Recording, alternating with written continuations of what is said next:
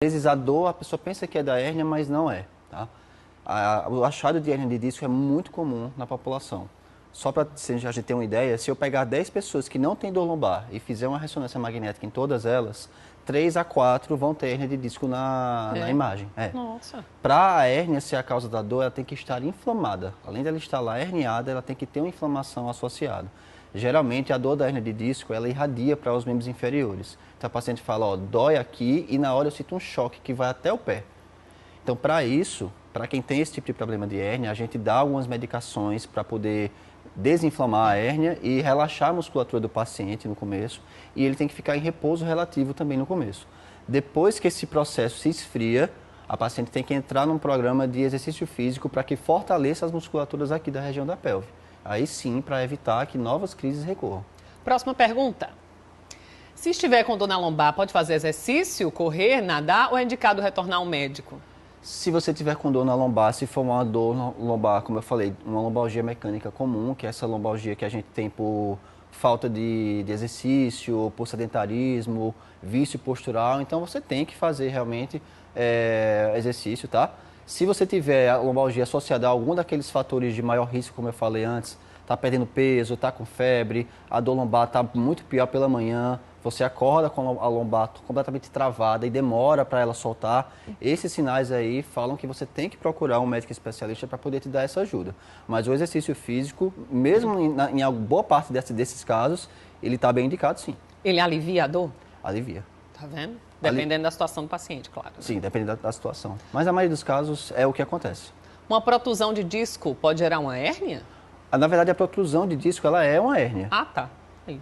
É exatamente isso. O disco aqui, na coluna vertebral, nós temos as vértebras e entre as vértebras nós temos os discos intervertebrais. Eventualmente, por vários motivos, o disco ele pode, vamos dizer assim, sair do lugar dele. A gelatina que tem ali dentro do disco, ela sai e ela pode inflamar. Quando ela inflama, ela pode comprimir o nervo que passa por trás, que são os nervos que vão para as pernas. É por isso que a pessoa vai ter dor na lombar e vai ter dor na perna ao mesmo tempo. Próxima pergunta aqui no telão. Quando a dor na lombar pode indicar necessidade de procurar atendimento médico imediato? O doutor já explicou, né? Quando sai realmente do local, né? Mas eu posso repetir. Sim. Se for uma dor lombar muito incapacitante, de você não conseguir se levantar da cama, é bom que você procure, tá? Dor lombar que é muito súbita, você, por exemplo, foi empurrar um sofá para limpar a casa e começou a doer.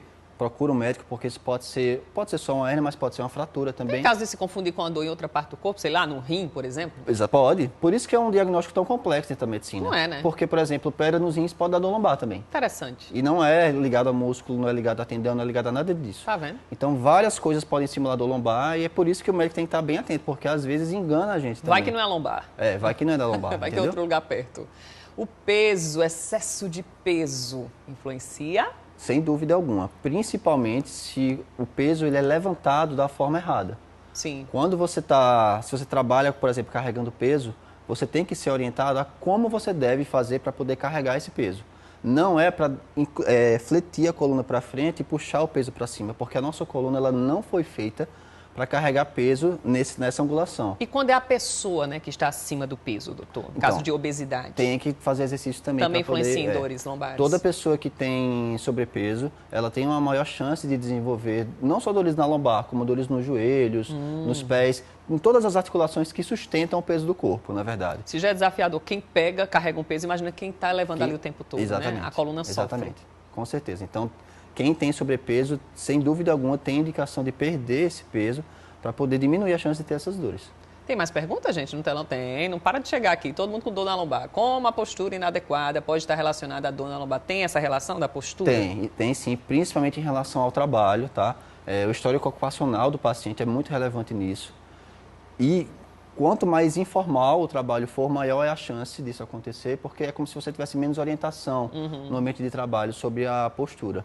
Mas posturas as pessoas mal posicionadas, elas têm uma chance maior de desenvolver dores na lombar. A gente tem que falar de automedicação, né, doutor? Um anti-inflamatório aqui, outro ali, tudo bem. Agora, se ficar assim todo dia, e aí? O anti-inflamatório ele é um excelente remédio se você sabe usar ele da forma correta. Primeiro que tem as posologias, a dose do remédio, às vezes ela não é suficiente.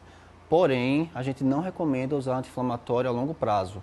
ficar 1 mês, 2 meses, 3 meses usando anti-inflamatório. Não dá certo, porque é uma medicação que, como qualquer outra, tem seus efeitos colaterais. Os anti-inflamatórios, quando eles usados em excesso, eles podem dar úlcera no estômago e podem dar problemas nos rins. Então, o anti-inflamatório tem que ser usado com muita cautela. Eu sugiro sempre passar por um médico antes para ele te orientar, para que você possa usar o medicamento com calma, mas também já ir preparado para o médico mandar você fazer exercício físico, porque provavelmente é o que vai acontecer. O tal de sedentarismo atrapalha a vida de todo mundo, né? Tem mais pergunta aqui? Também tem. Eu sinto muita dor na coluna. Tem hora que mexo o pescoço e trava, e eu não consigo mexer de novo. Nossa, doutor, chegar a travar o pescoço, né? Travar o pescoço. Existem algumas doenças da coluna cervical aqui que até podem fazer isso, tá? Mas eu teria que conversar com a paciente para ver se ela, por exemplo, não tem nenhum histórico ocupacional sugestivo. Tem muita gente que, por exemplo, principalmente depois da pandemia, com home office, que o pessoal ficou trabalhando muito em casa e montou lá um mini escritório em casa, colocou o computador e está sempre assim, com o pescoço virado para baixo. Certo. Isso aí realmente é um fator de risco para ter dores na cervical. O próprio uso do celular também nos impulsiona para ficar assim, né? O uso do celular também, tudo isso pode aumentar a chance de você ter dores aqui na região cervical. O ideal é levantar, doutor? Assim, exatamente. O pescoço? Exatamente. Você o computador também? Ou colocar uma plataforma no computador para ele que ficar mais alto e você ficar assim, ó. Certo. Com essa angulação. Doutor Marcelo, muito obrigada. Foi muito bom o papo de hoje. Eu acho que muita gente aí teve, né, as dúvidas respondidas e até a próxima vez. Eu que agradeço, Denise. Obrigado pessoal de casa. Espero que eu tenha conseguido aí esclarecer algumas dúvidas. Foi ótimo. Obrigada, doutor. É bom falar de saúde, né? Bora pro intervalo. Daqui a pouco o Cisco Nobre traz outras informações do esporte. O Botafogo entra em campo hoje.